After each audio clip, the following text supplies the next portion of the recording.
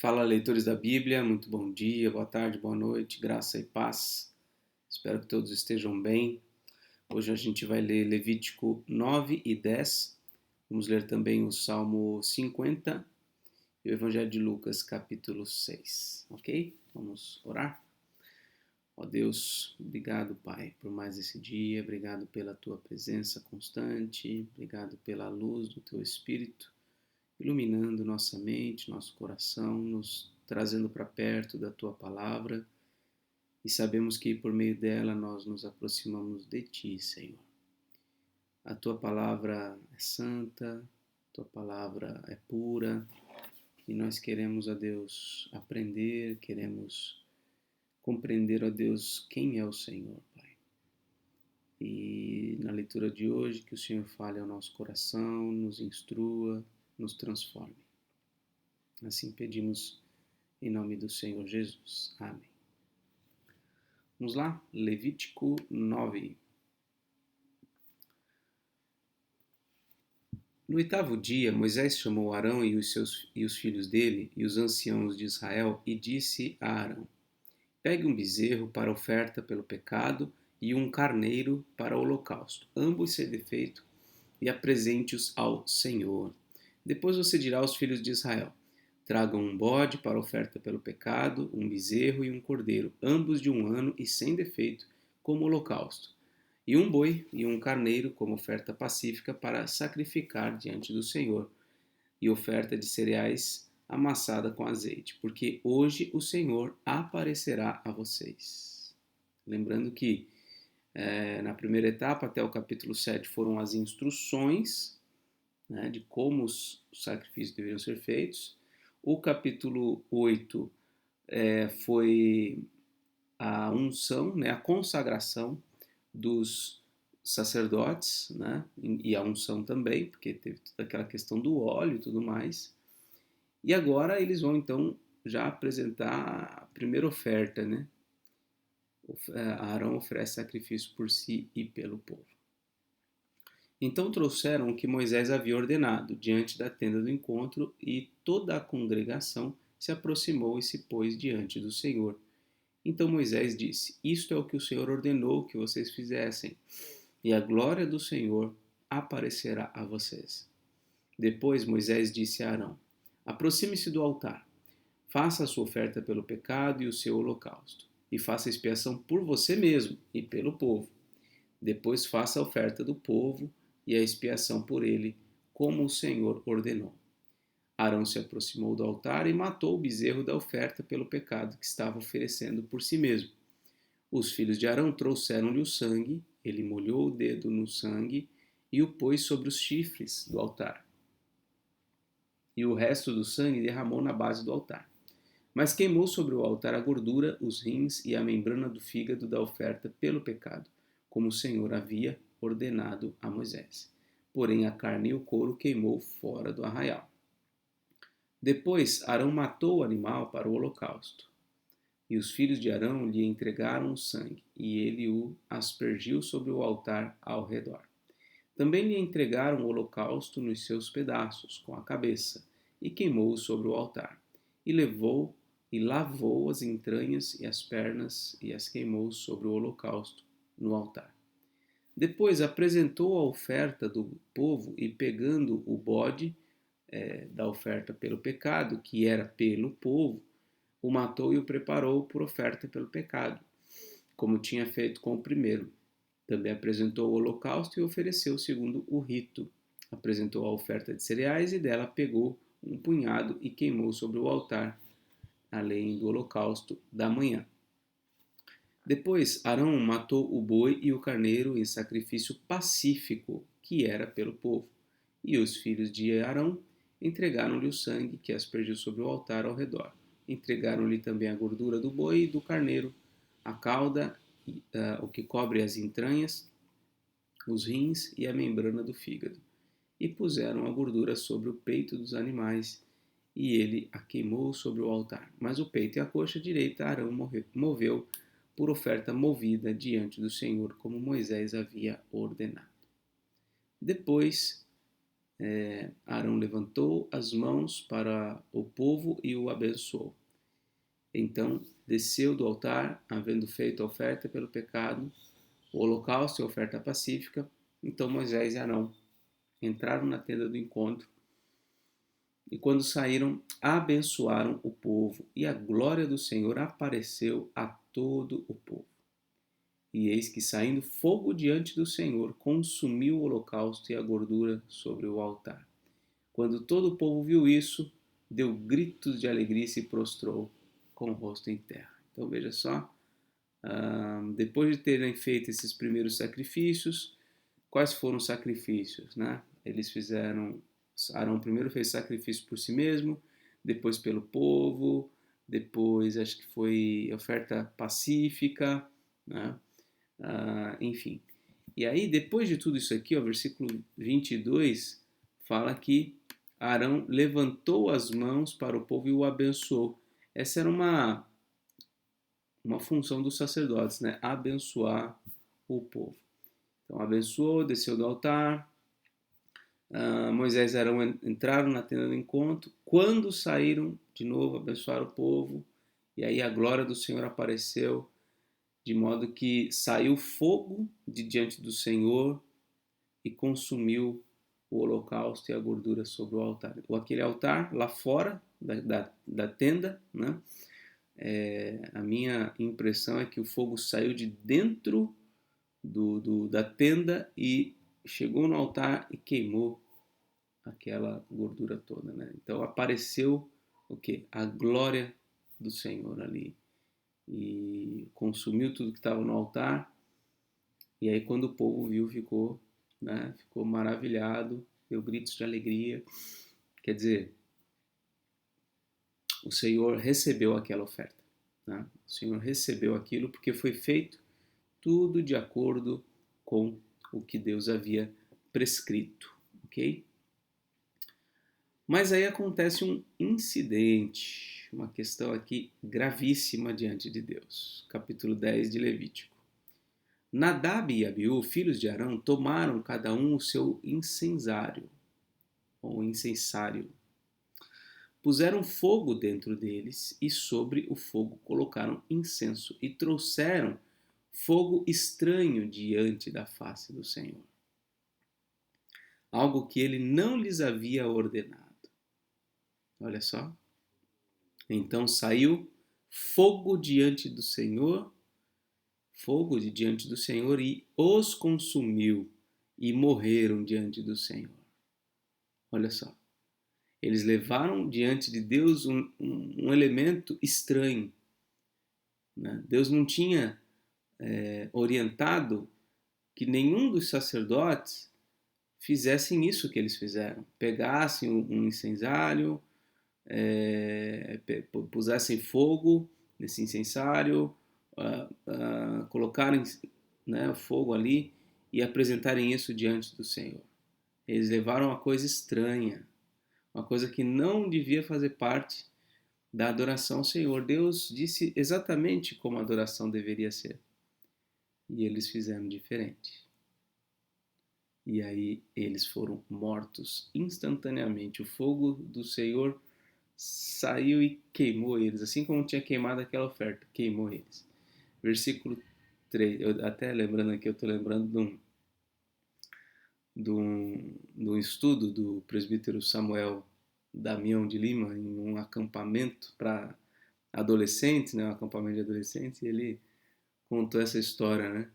E aí ele falava que eles viraram um carvãozinho, né? Torraram ali. Por quê? Porque eles apresentaram uma coisa estranha diante de Deus. E aí, versículo 3. E Moisés disse a Arão: Isso é o que o Senhor disse: mostrarei a minha santidade naqueles que se aproximam de mim, e serei glorificado diante de todo o povo.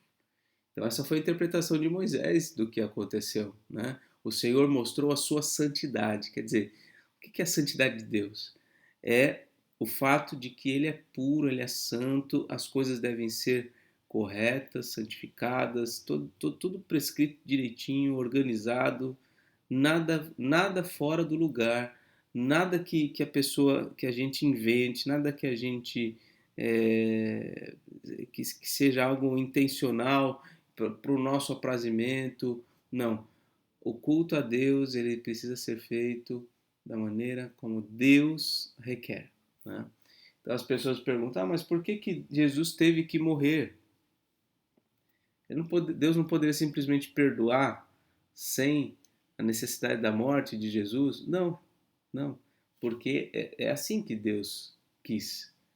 Né? E Deus é Deus, e Deus é soberano, Deus é santo, Deus é puro, Deus é justo.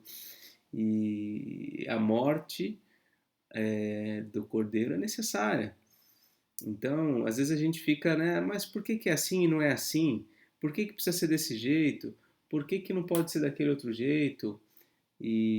Na verdade, a gente não tem muita liberdade de fazer o que a gente quiser no culto a Deus. Né? Assim como o povo, aqui você vê, não tinha toda essa liberdade. Né? Uma coisa era, por exemplo, aquela cena de Davi levando a arca, toda aquela festa, toda aquela cantoria. Uma coisa é isso aí, fora do tabernáculo, né? Fora do templo. Outra coisa é isso que acontece dentro do tabernáculo, que é o ato de adoração ali, o sacrifício a Deus e todo esse ritual simbólico da obra salvadora de Cristo em nosso lugar. Né? Isso não pode ser maculado de maneira nenhuma. Né?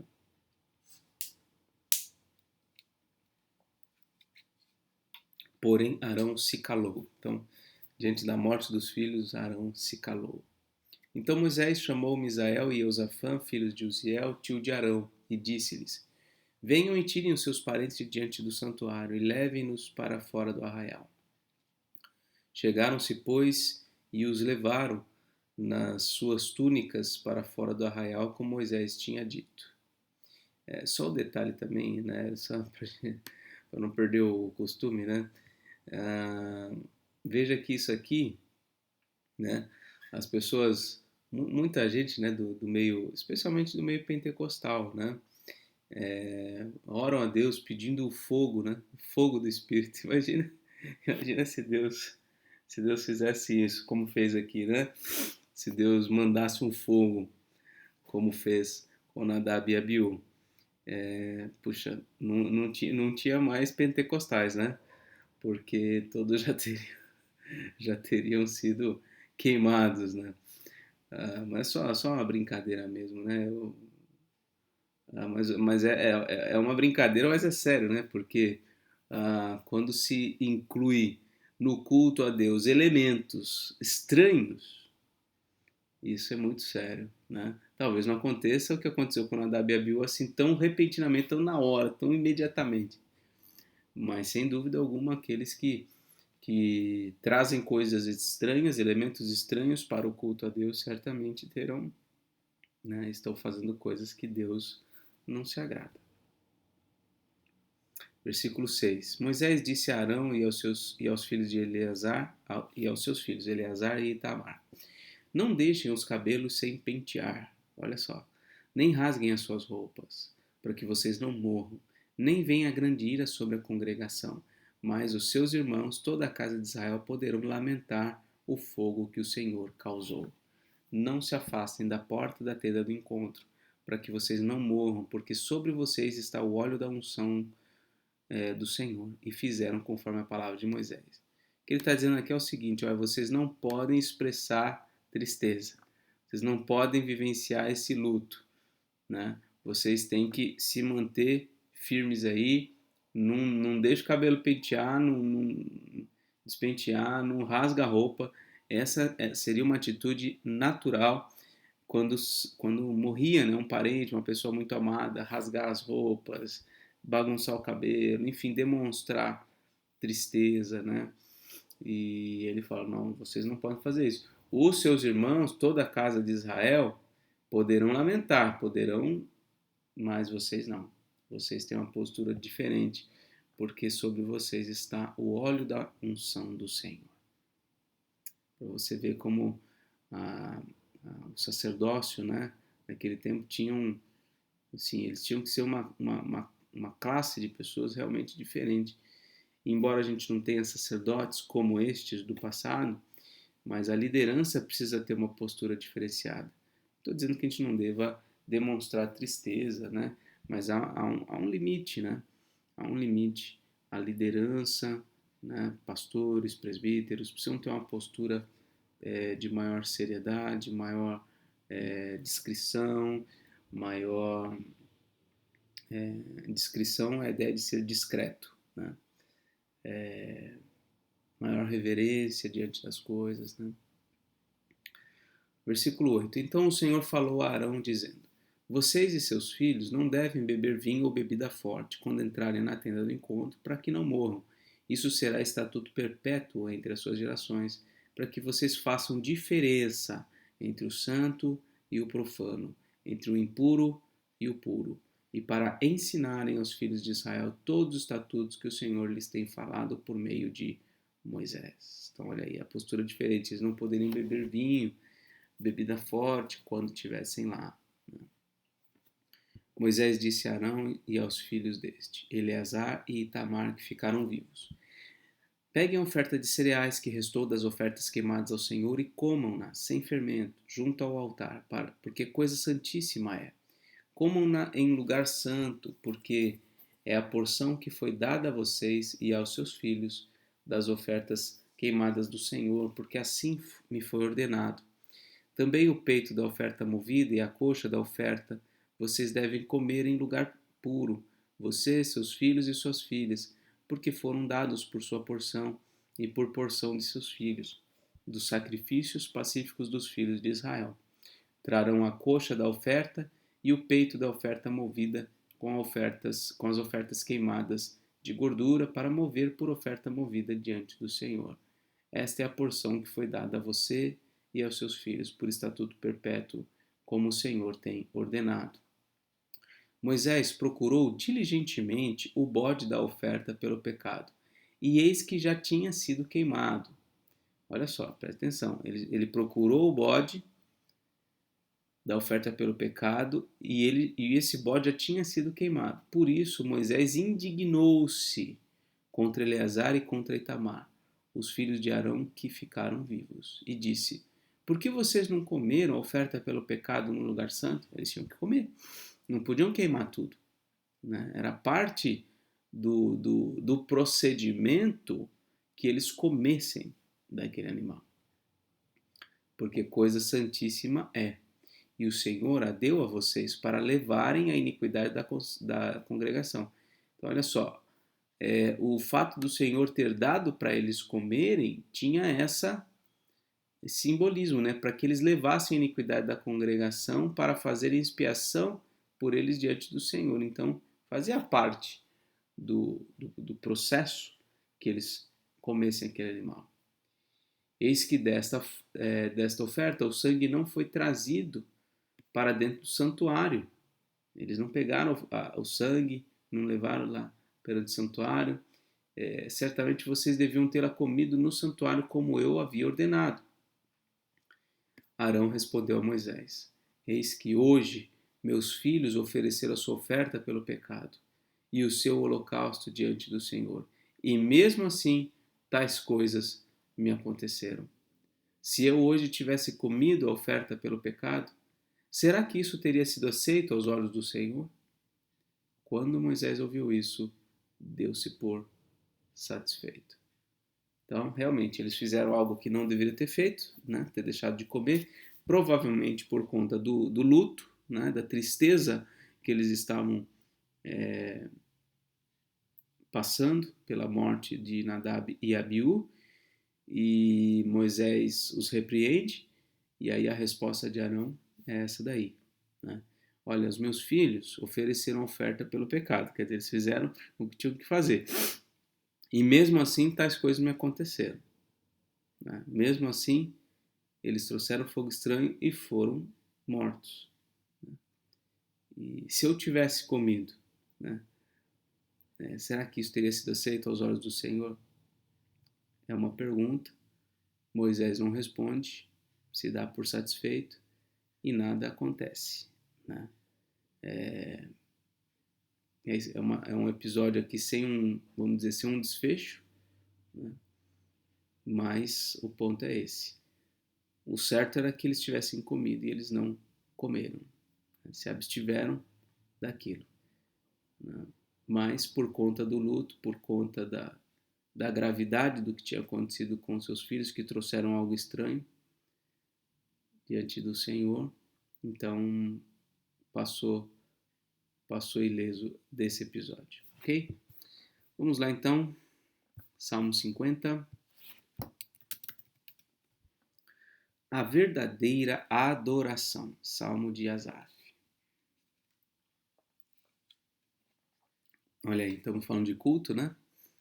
Aquele ato todo de Levítico 9 e 10 ali era adoração, ato de adoração, verdadeira adoração. Vamos ver o Salmo agora, o Salmo de Asaf. Fala o poderoso, o Senhor Deus, e chama a terra desde o Oriente até o Ocidente. Olha só, esse culto, essa adoração aqui, começa com uma convocação. Chama a terra desde o Oriente até o Ocidente. O Senhor fala. É a voz do Senhor falando. Tá? Até com base nisso, eu entendo, e muitas igrejas presbiterianas, né, que tem um culto reformado, o primeiro ato do culto é a leitura bíblica. Tem uma oração, vamos dizer, preparatória, né, um prelúdio e tal, mas o primeiro ato do culto é Deus falando. Por isso a gente lê a Bíblia, é uma convocação à adoração. Versículo 2: Desde Sião, excelência de formosura, resplandece Deus. O nosso Deus vem e não guarda silêncio. À frente dele vem um fogo devorador. Veja como o fogo é sempre a ideia de algo devorador, algo que queima, algo que mata, né? À frente dele vem um fogo devorador e ao seu redor ruge grande trombeta. Uma coisa gravíssima, né? Ele intima os céus lá em cima e a terra para julgar o seu povo. Ele diz: congreguem os meus santos, os que comigo fizeram aliança por meio de sacrifícios. Congreguem, chamem todo mundo. Os céus anunciam a sua justiça, porque é o próprio Deus que julga. Escute, povo meu, e eu falarei. Ó Israel, e eu testemunharei contra você. Eu sou Deus, o seu Deus. Não o repreendo pelos seus sacrifícios, nem pelos holocaustos que você continuamente me oferece. Não aceitarei novilhos da sua casa, nem bodes dos seus apriscos, pois são meus todos os animais do bosque, e o gado aos milhares sobre as montanhas. Conheço todas as aves dos montes, e são meus todos os animais que vivem do campo. Olha só, né? Parece até que ele está falando que o sacrifício que estava sendo feito não era suficiente, né? Que todos os animais são dele, todos são dele. Versículo 12. Se eu tivesse fome, não teria necessidade de dizê-lo a você, pois meu é o mundo e a sua plenitude. Acaso como eu carne de touros? Acaso eu como carne de touros? Ou bebo sangue de cabritos? Olha só o versículo 14. Ofereça a Deus sacrifício de ações de graças e cumpra os seus votos para com o Altíssimo. Invoque-me no dia da angústia, eu o livrarei e você me glorificará. Olha só, ele está dizendo o seguinte, não é que ele está aqui desprezando o sacrifício, não, ele está desprezando o sacrifício feito de modo meramente ritualístico, sem essa atitude do coração de dar a Deus sacrifícios de ações de graças, de cumprir suas palavras, cumprir aquilo que promete diante de Deus, de invocar o Senhor. Quer dizer, ou esses sacrifícios de animais, eles não fazem sentido se forem desacompanhados de um coração sincero diante de Deus, né? Esse é o ponto. Tá? Nesse momento aqui, né, no tempo de Davi, Asaf, os sacrifícios eles não foram abolidos de maneira nenhuma, isso deveria continuamente ser feito, né? Mas ao ímpio, Deus diz: de que lhe serve repetir os meus preceitos e ter nos lábios a minha aliança, se você odeia a disciplina, rejeita as minhas palavras? Se vê um ladrão, você se torna amigo dele, e aos adúlteros você se associa. Abre a boca para o mal e a sua língua trama enganos. Senta-se para falar contra o seu irmão e difama o filho da sua mãe.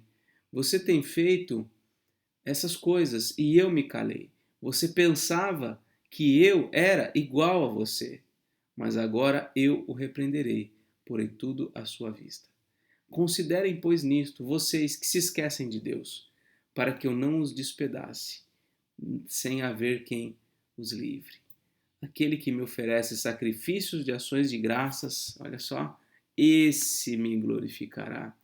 E ao que prepara o seu caminho, farei com que veja a salvação de Deus. É o que prepara o seu caminho, é o que cuida, né, do seu caminhar, da sua vida, o que apresenta diante de Deus uma vida santa e consagrada. Esse salmo é muito interessante nesse sentido, né, da gente perceber que o sacrifício em si ele não tem qualquer serventia sem essa atitude interna do coração, de gratidão, de adoração, de adoração mesmo, de contemplação de Deus, de invocar Deus com sinceridade, né? E aqui, olha, quem me oferece sacrifício de ações de graças é esse quem me glorifica, né? Só, como diz aqui, né? Aqui, ó, cadê? Aqui, ó, só por entregarem sacrifícios, né? Pelos holocaustos, né? Isso não servem, ó. Ele diz, olha, não aceitarei novilhos nem bodes, porque tudo é meu, né? Isso aí não é aceito sem que haja, né, isso aqui, ação de graça. Então, aí também o ímpio, ó, de que serve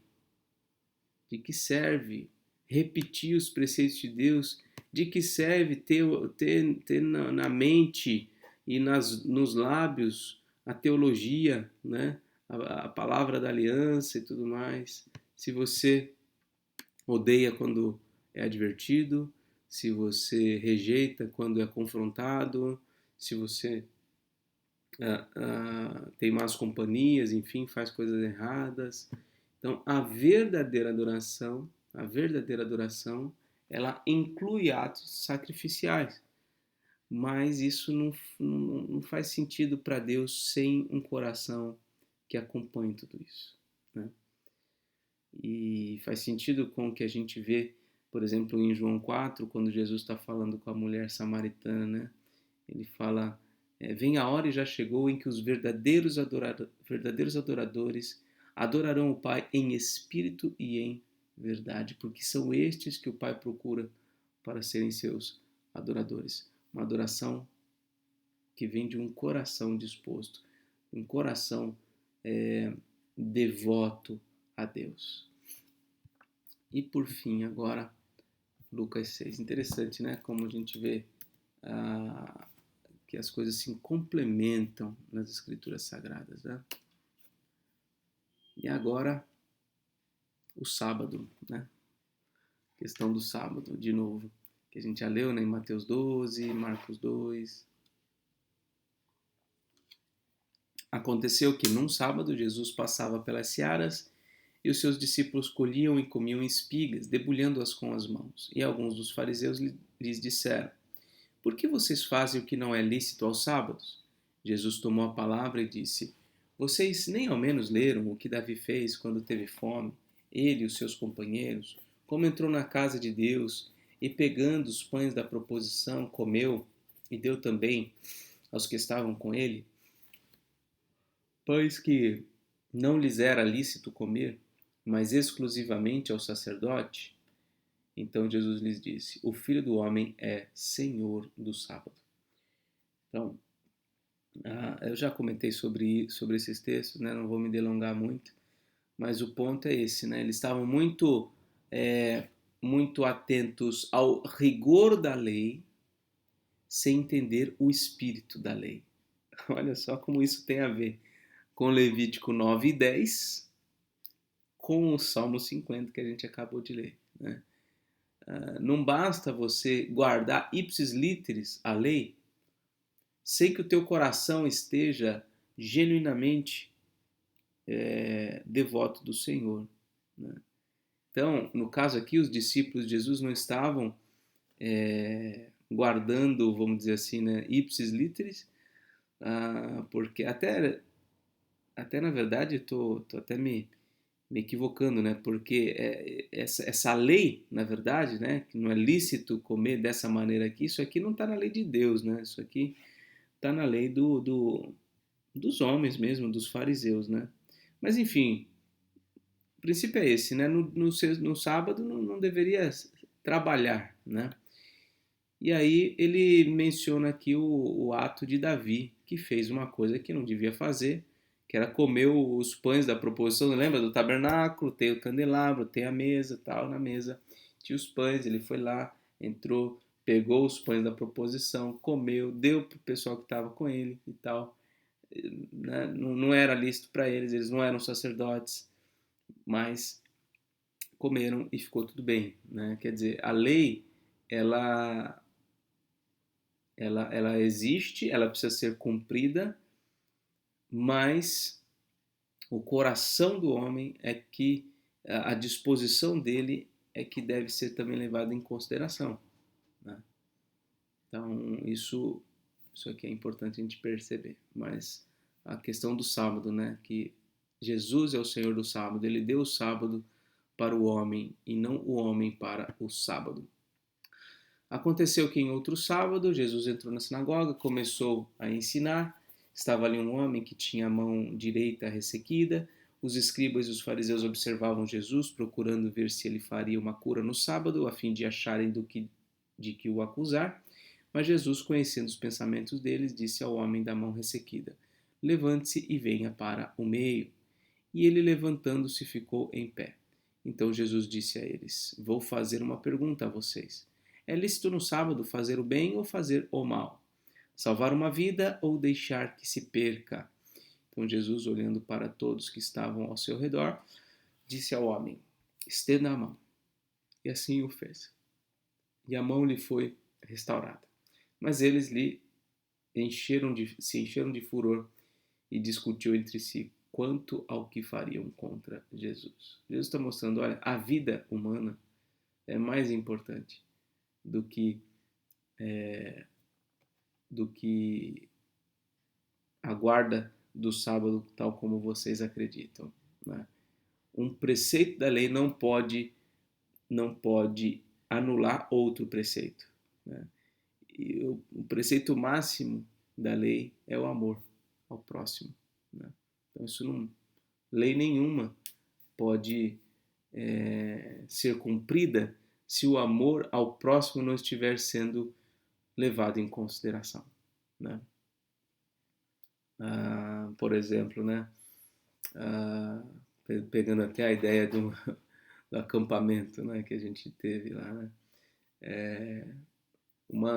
Digamos que um local do acampamento, né, seja exclusivo para a equipe, né, o pessoal da liderança, né, ou enfim, uma cozinha, um quarto, alguma coisa que seja exclusivo, né, que enfim, está proibido de todo mundo entrar, é só o pessoal que está ali cuidando das coisas. E aí, alguém que não é da equipe precisou usar alguma coisa que está lá dentro, né? E de fato, assim, não tinha como fazer sem que entrasse, né? E aí, digamos que uma atitude, né? Uma atitude ríspida, né? De repreensão para com aquela pessoa que fez algo que não deveria fazer, né? Mas olhando para a situação, você fala, mas não tem outro jeito. Era isso que tinha que acontecer. A pessoa tinha que entrar ali. Ela tinha que entrar ali para resolver um problema sério, né? Alguém precisava ser atendido por aquilo, né? Nem estou entrando em detalhes aqui, talvez quem conheça a história vai identificar, mas o ponto é esse, entendeu? Existe uma lei? Legal, temos que ter regras, temos que ter regras, mas as regras não podem ser é, tão rígidas a ponto de trazer algum mal a alguém. Se alguém, para ser atendido, suprido, alguém que precisa para sobreviver, para se alimentar, precisa de algo que vai, de certa forma, ferir determinada regra, que essa regra seja ferida, porque a vida humana é importante, está acima de tudo. Né? O amor ao próximo está acima de tudo. Jesus falou, né? Você quer cumprir a lei? Então ame a Deus sobre todas as coisas, com toda a tua alma, com todo o teu entendimento, etc, etc. E ame ao próximo como você ama a você mesmo. Naqueles dias, Jesus se retirou para o monte a fim de orar e passou a noite orando. E quando amanheceu, chamou a si os seus discípulos e escolheu 12 dentre eles, aos quais deu também o nome de apóstolos. Simão, a quem acrescentou o nome de Pedro, e André, seu irmão, Tiago, João, Filipe e Bartolomeu, Mateus e Tomé, Tiago, filho de Alfeu, e Simão, chamado Zelote, Judas, filho de Tiago, e Judas Iscariotes, que se tornou traidor. Jesus ensina a cura, ensina e cura muitas pessoas. Olha só como uma letrinha pode mudar todo o sentido da frase, né? Se tivesse escrito, né? Jesus ensina a cura a muitas pessoas. Nossa, olha, Jesus ensinou a curar. Não é isso, né? Jesus não ensinou ninguém a curar. Jesus ensina e cura. Vamos lá. E descendo com eles do monte, Jesus parou num lugar plano, não era um monte, onde se encontravam muitos discípulos seus e grande multidão do povo de toda a Judéia, de Jerusalém, do litoral de Tiro e de Sidom, que vieram para ouvir e para ser curados de suas doenças. Também os atormentados por espíritos imundos eram curados, e todos da multidão procuravam tocar em Jesus, porque dele saía poder e curava todos. Então, é uma planície, né? Jesus passou a noite inteira orando. Aí ele vem, faz a escolha dos seus discípulos e agora ele vai pregar. Ele fez a escolha dos seus discípulos, curou um monte de gente e agora ele vai pregar. Né? Então Jesus não media esforços mesmo para cumprir o seu ministério. Né? Então, olhando para os discípulos, Jesus lhes disse, e agora é um sermão muito parecido com aquele de Mateus 5, 6 e 7. Mas lá diz que é um sermão do monte. Aqui diz que é um sermão numa planície. Talvez até sejam dois sermões distintos, em dois locais distintos, mas Jesus repetia muitas coisas do que ele dizia. Né? O ensino era o mesmo, então não há problema dele ter pregado com palavras diferentes, enfim, semelhantes, em locais distintos. Bem-aventurados são vocês, os pobres, porque o reino de Deus é de vocês. Bem-aventurados são vocês que agora têm fome, porque serão saciados.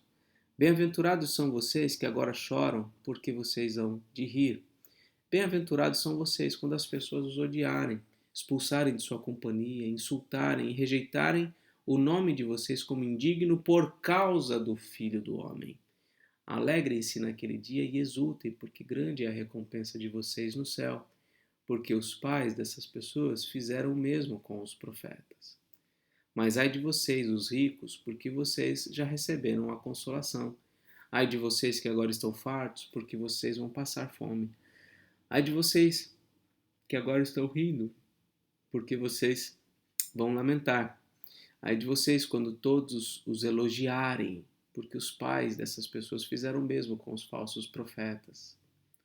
Digo, porém, a vocês que me ouvem, amem os seus inimigos. Façam o bem aos que odeiam vocês. Abençoem aqueles que amaldiçoam. Orem pelos que maltratam vocês. Ao que lhe bate numa face, ofereça também a outra. E ao que lhe tirar a capa, deixe que leve também a túnica. Dê a todo o que lhe pedir alguma coisa. E se alguém levar o que é seu, Não exija que seja devolvido. Façam aos outros o mesmo que vocês querem que eles façam a vocês. Se vocês amam aqueles que os amam, que recompensa terão? Porque até os pecadores amam aqueles que os amam. Se fizerem o bem aos que lhe fazem o bem, que recompensa terão? Até os pecadores fazem isso. E se emprestam àqueles de quem esperam receber, que recompensa terão? Também os pecadores emprestam aos pecadores, para receberem outro tanto. Vocês, porém, amem os seus inimigos, façam o bem e emprestem, sem esperar nada em troca. Vocês terão uma grande recompensa e serão filhos do Altíssimo, pois ele é bondoso até para os ingratos e maus. Sejam misericordiosos, como também é misericordioso o Pai de vocês. Não julguem, e vocês não serão julgados. Não condenem, e vocês não serão condenados. Perdoem, e serão perdoados. Deem, e lhes será dado. Boa medida, prensada, sacudida e transbordante, será dada a vocês. Porque com a medida com que tiverem medido, vocês serão medidos também. Jesus lhes contou também outra parábola. Será que um cego pode guiar outro cego? Não é fato que ambos cairão num buraco? O discípulo não está acima do seu mestre. Todo aquele, porém, que for bem instruído será como o seu mestre. Por que você vê o cisco no olho do seu irmão, mas não repara na trave que está no seu próprio olho? Como você poderá dizer a seu irmão: Deixe, irmão, que eu tire o cisco que está no seu olho, se você não repara na trave que está no seu próprio olho? Hipócrita, tire primeiro a trave do seu olho e então você verá claramente para tirar o cisco que está no olho do seu irmão. Não há árvore boa que dê mau fruto, nem árvore má que dê bom fruto, porque cada árvore é conhecida pelos frutos que produz. Porque não se colhem figos de ervas daninhas, nem se apanham uvas dos espinheiros. A pessoa boa tira o bem do bom tesouro do coração, e a pessoa má tira o mal do mau tesouro, porque a boca fala do que está cheio o coração. Por que vocês me chamam Senhor, Senhor, e não fazem o que eu mando? Eu vou mostrar a vocês a quem é semelhante todo aquele que vem a mim, ouve as minhas palavras e as pratica. Esse é semelhante a um homem que, ao construir uma casa, cavou, abriu profunda vala e lançou o alicerce sobre a rocha. Quando veio a enchente, as águas bateram contra aquela casa e não a puderam abalar, por ter sido bem construída. Mas o que ouve e não pratica é semelhante a um homem que construiu uma casa sobre a terra, sem alicerces, e quando as águas bateram contra ela, logo desabou, e aconteceu que foi grande a ruína daquela casa. Então esse é o sermão de Jesus, um sermão maravilhoso, né, que tem muitos ensinamentos. Lembrando também que eu tenho aquela série de mensagens em Lucas, em que dá para aprofundar bastante, né, cada um desses pontos, desses ensinos. Então, você pode também aproveitar, dentre tantos pregadores também que já ensinaram sobre essas palavras. É isso então, que Deus te abençoe, um forte abraço e até mais, se Deus quiser.